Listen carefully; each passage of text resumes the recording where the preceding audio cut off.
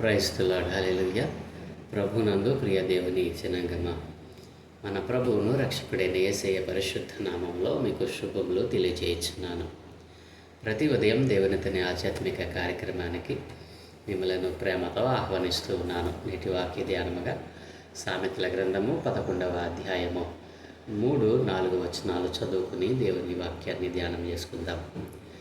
యథార్థవంతుల యథార్థత వారికి త్రోవ చూపించును, ద్రోహుల మూర్ఖ స్వభావము వారిని పాడు చేయను. ఉగ్రత దినమందు ఆస్తి అక్కరకు రాదు, నీతి మరణము నుండి రక్షించును. ఆమేన్. ప్రభునందు ప్రియ దేవుని పిల్లలారా, చదవబడిన లేఖనము నిమిత్తమే ప్రార్థన చేద్దాం. మమ్మల్ని మిక్కిలిగా ప్రేమించుచున్న మా ప్రియ పరలోకపు తండ్రి, మీ ఘనమైన ఉన్నతమైన మనకి స్తోత్రాలయ. ఏ మంచి లేని మా బ్రతుకులలో మరొక నూతన దినాన్ని దయచేసినందుకే వందనాలు తండ్రి.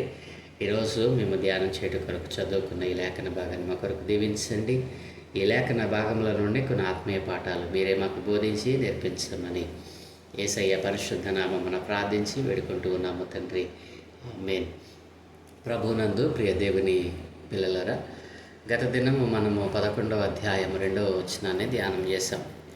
అహంకారము వెంబడి అవమానము వచ్చును, వినయము గల వారి యొద్ద జ్ఞానమున్నది అని మనం నిన్నటి దినాన ధ్యానం చేశాం. ఇక ఈరోజు మనం 3-4 వచనాలు ధ్యానం చేయబోతూ ఉన్నాం.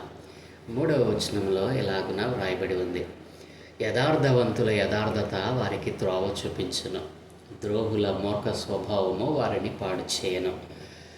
యథార్థవంతుల యథార్థత వారికి త్రోవ చూపించును అని దేవుడు మాట్లాడుతూ ఉన్నాడు. అవును, యథార్థవంతులు యథార్థత వారికి ఎప్పటికీ కూడా మంచే చేస్తుంది.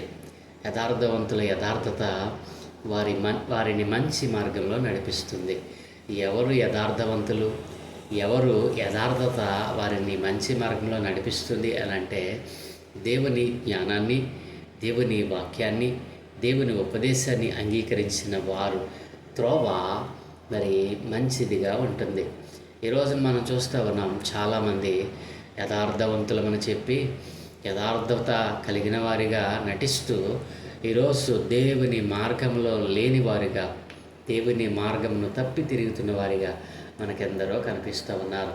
పైకి యథార్థత పులుముకుని, పైకి భక్తిని మరి ప్రదర్శిస్తూ లోపల ద్రోహుల మూర్ఖ స్వభావంతో వారు ముందుకు కొనసాగుతూ ఉన్నారు. అందుకే వారి జీవితంలో మరి సరైన మార్గంలో వెళుతున్నాను అనుకుంటున్నాడు, కానీ ఎటువంటి మరి ఎదుగుదల లేక, అభివృద్ధి లేక మరి పతన స్థితిలోనే ఉండిపోతూ ఉన్నాడు. నా ప్రియదేవుని పిల్లరా, ఎవరిని యథార్థత వానికి మంచి మార్గాన్ని చూపిస్తుంది, కానీ ద్రోహుల మూర్ఖ స్వభావం ఏం చేస్తుంది? వారిని పాడు చేస్తూనే ఉంటుంది. కాబట్టి పైకి యథార్థత అనేటువంటి స్టాంప్ వేసుకుని లోపల మూర్ఖ స్వభావం ఉంచుకుంటే ఏమవుతుంది? దేవుని యొక్క మరి తీర్పునకు మనం లోనవుతాం. దేవుని ఉగ్రత మన మీదకి దిగి వస్తుంది. కాబట్టి యథార్థత అనేటువంటిది మరి దేవుని యొక్క మార్గము, దేవుని యొక్క జ్ఞానము, దేవుని యొక్క దేవుని యొక్క మాట, వాక్యము అని మరి ఆ జ్ఞానాన్ని, ఆ ఉపదేశాన్ని, దేవుని న్యాయ విధులను, కట్టడలను అనుసరించటే యథార్థత అనేటువంటిది. మరి తెలుసుకొనకపోతే, దేవుని వాక్యము బోధిస్తూ ఉండగా, ఉపదేశిస్తూ ఉండగా దానిని గ్రహించకపోతే నీవు ద్రోహుడవు. ద్రోహులకు ఏముంటుందంటే మూర్ఖ స్వభావము. వారి మూర్ఖ స్వభావమే వారి పతనానికి నాంది. ప్రియదేవుని పిల్లరా, ఇక 4వ వచనం మనం చూస్తే, ఉగ్రత దినమందు ఆస్తి అక్కరకు రాదు, నీతి మరణము నుండి రక్షించును. నా ప్రియదేవుని పిల్లలారా, ఉగ్రత దినమందు ఆస్తి అక్కరకు రాదు. ఎంత చక్కగా దేవుడు మరి ఈ మాటను రాయించాడు. ఈ రోజున ఆస్తి కొరకు, ధనం కోసం, పేరు ప్రఖ్యాతుల కోసం ఈ రోజున అనేకమైన కార్యాలు, అనేకమైన క్రియలు, మరి లేచినది మొదలు పండుకునేంత వరకు మరి ఆస్తి కావాలి, ధనం కావాలి, పేరు కావాలి, నాకు మరి సమాజంలో గొప్ప పేరు ప్రఖ్యాతులు కావాలి అని లేచింది మొదలు పండుకునేంత వరకు ప్రాకులాడుతూనే ఉన్నాడు. నా ప్రియదేవి పిల్లలు ఒక మాట చెప్పమంటారా?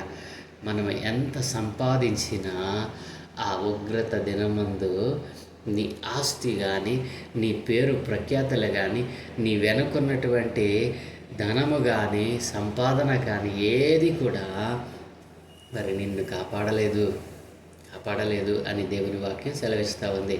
మరి ఏది నిన్ను కాపాడుతుంది అని అంటే నీతి. ఈ నీతి నీకు ఎక్కడ దొరుకుతుంది? నీతిమంతుడైన యేసుక్రీస్తు మనకు ఆ నీతిని ఇవ్వాలని, ఆ నీతిమంతులుగా మనం మారాలి అని తన వాక్యమును, తన ఉపదేశమును, తన జ్ఞానాన్ని, తెలివిని మనకు అందిస్తూ ఉన్నాడు ప్రతి ఉదయం.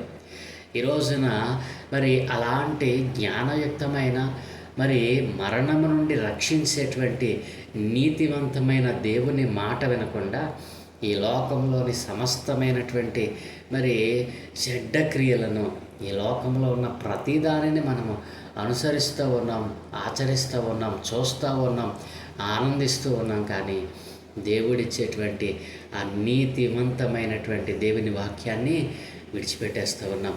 గంటలు మరి లోక సంబంధమైన విషయాలను చూస్తూ ఉన్నాం. కానీ దేవుని జ్ఞానం ప్రతి ఉదయం మన కాళ్ళ దగ్గరికి వస్తామంటే దానిని కనీసం క్లిక్ చేసి కూడా ఒక్క క్షణము కూడా అసలు ఏమిటి, ఈరోజు దేవుడు ఏం మాట్లాడుతూ ఉన్నాడు, దేవుని నీతియుక్తమైనటువంటి మాట, ఈ రోజున నన్ను బ్రతికించే మాట, ఈ రోజున దేవుడు ఏం మాట్లాడుతూ ఉన్నాడు అని కనీసము జ్ఞానం లేకుండా, కనీసం ఒక క్షణము కూడా వీక్షించకుండా, చూడకుండా, వినకుండా ఈ రోజున భ్రష్టులైపోతున్న వారు అనేక మంది.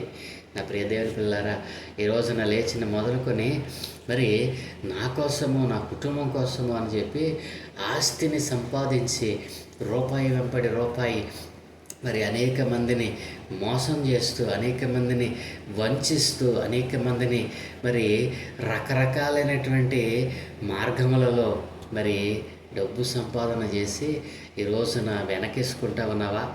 అయితే ఒక దినం ఉంది, అదేంటో తెలుసా? దేవుని ఉగ్రత దినమందు ఏది అక్కరకు రాదో తెలుసా? దేని పిల్లరా, ఆ దినమందు ఈ లోకంలో మరి రాజులని, గనులైన వారమని, మరి గొప్పవారమని చెప్పుకుంటున్న వారు ఏమవుతారో తెలుసా? నా ప్రియదేని పిల్లలు ఒక విషయాన్ని మీకు జ్ఞాపకం చేస్తా. ప్రకటన గ్రంథం 6వ అధ్యాయం 15వ వచనం నుండి 17వ వచనంలో ఏం రాయబడిందో తెలుసా? భూరాజులను, గనులను, సహస్రాధిపతులను, ధనికులను, బలిష్ఠులను, ప్రతి దాసుడును, ప్రతి స్వతంత్రుడును కొండ గుహలలోను, బండల సందులలోను దాగుకొని సింహాసనాసీనుడై ఉన్న వాని యొక్కయు, గొర్రెపిల్ల యొక్కయు ఉగ్రత మహాదినము వచ్చెను, దానికి తాళి జాలిన వాడు ఎవడు అని ప్రశ్న వేసుకుంటారంటండి. ప్రదేం పిల్లరా, ఎవరెవరంట? భూరాజులు, ఘనులు, సహస్రాధిపతులు, ధనికులను, బలిష్ఠులను, ప్రతి దాసుడును, ప్రతి స్వతంత్రుడును కూడా ఎక్కడ దాక్కుంటారంటండి? కొండ గుహల్లోనూ, బండల సందులలోనూ దాగుకొని వారు అంటారట, సింహాసనాసీనుడై ఉన్న వాని యొక్కయు, గొర్రె పిల్ల యొక్కయు ఉగ్రత మహాదినము వచ్చెను అంటారట. ఇదేం పిల్లరా, రాజుగా నువ్వు ఉన్నావా? గనుడుగా నువ్వు పిలువబడతావన్నావా? సహస్రాధిపతినని విర్రవీగుతున్నావా? ధనికుడును, ధనవంతుడునని విర్రవీగుతున్నావా? నేను బలిష్ఠుడిని, మరి నా బలము ఎంతో గొప్పది అనుకుంటున్నావా? మరి దాసుడుగా జీవితం గడుపుతున్నావా? దాసుడైనా, స్వతంత్రుడైనా, భూరాజుడైనా, మనుష్యులు మరి గనులైన, సహస్రాధిపతులైన, ధనికుడువైన, బలిష్ఠుడువైన ఒక దినం ఉంది తెలుసా? అదేంటో తెలుసా? ఉగ్రత మహాదినం. ఎవరిదది? సింహాసనాసీనుడైన వాని యొక్క గొర్రెపిల్ల మహా ఉగ్రత దినం. ఆ దినాన్న మరి తట్టుకోగలిగిన వాడెవడు అంటాడు. వారు అంటారంట 17వ వచనం, మీరు మా మీద పడి ఆయన సన్నిధికిని, గొర్రెపిల్ల ఉగ్రతకును మమ్మను మరుగు చేయుడి అని ఆ పర్వతములతోనూ, బండలతోనూ చెప్పుతురాటండి. ఎంత గొప్ప మహాప్రళయం. ఆ దినాన్న నువ్వు చూసినట్లయితే నా ప్రియదేవుని పిల్లరా, ఆస్తి కోసమో మరి ధనం కోసమో పోరాడుతూ ఉన్నావా? దేవుని వాక్యం సెలవిస్తూ ఉంది. ఆ ఉగ్రత దినమందు ఎవరెవరు బ్రతిమలాడుకుంటున్నారు, వేటిని బ్రతిమలాడుకుంటున్నారు అంటే పర్వతములతోనూ బండలతోనూ చెప్తారంట. పర్వతము బండ ఆయన ముంద నిలవగలదా? ఆఫ్టర్ ఆల్ నువ్వెంత దేని పిల్లరా జాగ్రత్త. కాబట్టి దేవుని వాక్యం సెలవిస్తూ ఉంది. మరి యథార్థవంతమైన జీవితం కావాలని మరి దేవుని అడగాలి. మరి ద్రోహుల మూర్ఖ స్వభావం నాలో నుండి తీసివేయమని దేవుని అడగాలి. ఆ ఉగ్రత దినమందు నీ వెనకున్నటువంటి ఏది నీకు అక్కరకు రాదు, ఏది నిన్ను రక్షించదు. కేవలం ఏది రక్షిస్తుందో తెలుసా? దేవుని యొక్క నీతి. ఆ నీతి నీవు సంపాదించుకుంటే ఆ ఉగ్రత దినమందు మరి భూరాజులు, గనులు, సహస్రాధిపతులు, ధనికులు మరి వేటిని కాపాడమని అడుగుతూ ఉన్నారో అవేవి అక్కరకు రావండి. ఒకటే నేను కాపాడుతుంది ఏంటో తెలుసా? నీ నీతి. ఆ నీతి నీకు నా దేవుడు, నేను ప్రకటిస్తున్న నజరేయుడైన యేసు క్రీస్తు ప్రభుల వారు నీకు ఇవ్వాలని ఆశపడుతూ ఉన్నాడు. నీకు కావాలా? మరి ఒకవేళ నీకు ఆస్తే కావాలని ఒకవేళ ప్రాకులాడితే గనక నీవు ఉగ్రతకు మరీ సమీపస్తుడిగా ఉంటూ ఉన్నావు. జాగ్రత్త. ఉగ్రత దినమందు నీ ఆస్తి అక్కరకు రాదు. నిన్ను కాపాడేది, నిన్ను రక్షించేది దేవుని యొక్క నీతే. ఆ నీతి నీవు సంపాదించుకోవాలి. నీవు జీవించి ఉన్నప్పుడే ఆ నీతిమంతుడైన యేసును ఎరిగి, ఆ నీతిమంతుడైన యేసు మరి ప్రభుల వారి యొక్క హస్తపు నీడలో భద్రపరచబడాలి. నీకు ఏ భయమో ఆ మహా ఉగ్రత దినమందు నీ దరి చేరదు. నా ప్రియదేవుని పిల్లరా, ఎలా బ్రతుకుతా ఉన్నాం?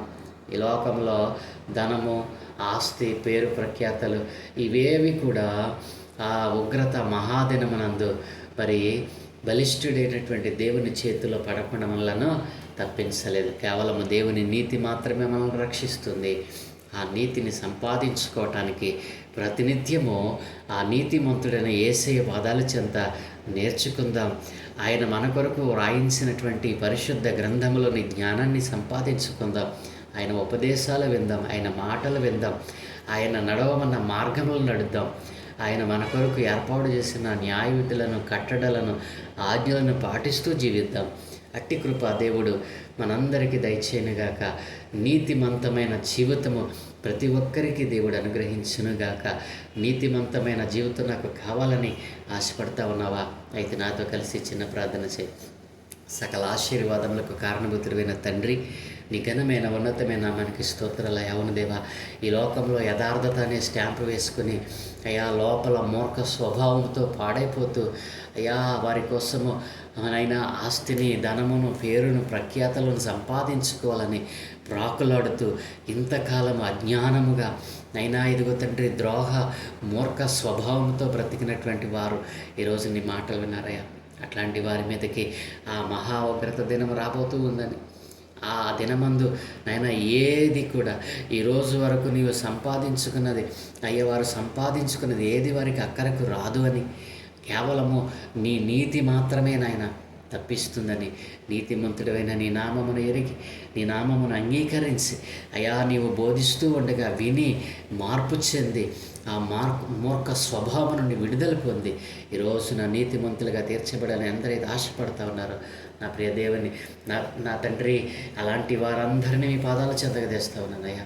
అట్టి వారందరి మీద మీ కనుదృష్టి ఉంచండి, మీ కాపుదల ఉంచండి అయ్యా. ఎవరు నశించిపోకుండా ఆస్తి అక్కరకు రాదు అన్నటువంటి విషయాన్ని గ్రహించిన వారే ఉగ్రత దినమందు తాళగలిగినటువంటి మరి రక్షించగలిగిన నీ చేతి కిందకు వచ్చేటట్లు కృప చూపమని, అన్ని విషయాలలో నాయన మీ మీద ఆధారపడి మీకు మాత్రమే మహిమ, ఘనత, ప్రభావాలు చెల్లించేవారిగా మార్చమని, నీతిమంతుడైన నీ నీతిని సంపాదించుకొని ఆ ఉగ్రత దినమందు అయ్యా ఇదిగో తండ్రి తాళగలిగిన వారిగా మారటకు సహాయం దయచేయమని, ఈరోజు మేము చేపలన్నటువంటి మీకు అనుదృష్టి ఉంచి మీ దోతల కాపుతలను గ్రహించి మీరే మహి పొందుకోమని యేసయ్య పరిశుద్ధ నామమున ప్రార్థించి వేడుకుంటూ ఉన్నాను తండ్రి. ఆమేన్, ఆమేన్, ఆమేన్.